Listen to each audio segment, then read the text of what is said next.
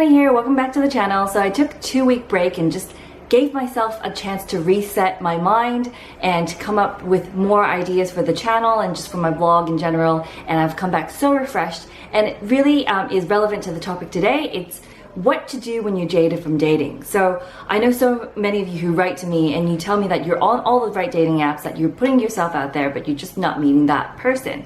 So if this is you, I've got 3 things you can do to kind of alleviate the stress of finding someone.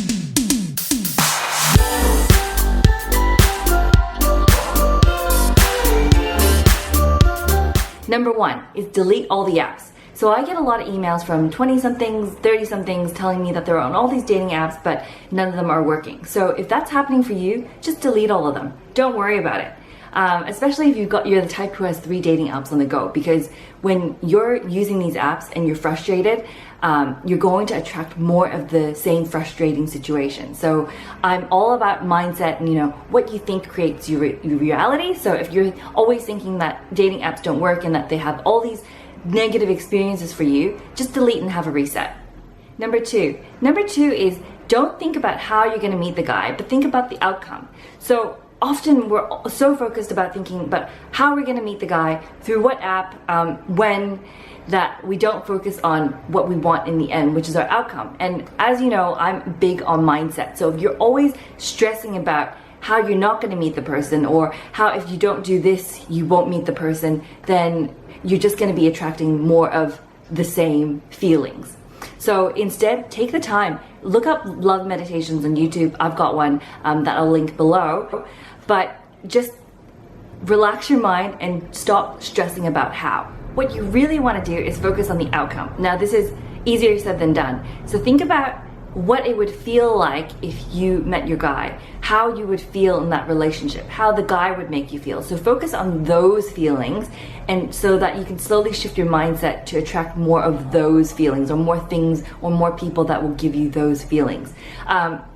This is a harder one to grasp, especially if you don't see it right in front of you. But if you don't see something in front of you, it doesn't mean it's not there. So this is like a mindset muscle that you'll have to work on, and I've got a mindset makeover course for that. But even if you actively put effort into thinking about the outcome instead of worrying about which dating app you're going to use and like the chore of going on to dates, that will make a difference in itself. Number 3. So the third thing you can do is just focus on the things that you like to do. So I know so many people who kind of just put their life on hold because they feel like they have to go on a date Monday, Wednesday, and Friday. But as a result of that, they neglect all the things that make them who they are. So if you're looking for someone and you're finding that all your time is invested in going to dating, just take a step back and focus on doing things that you're interested in, things that you would like.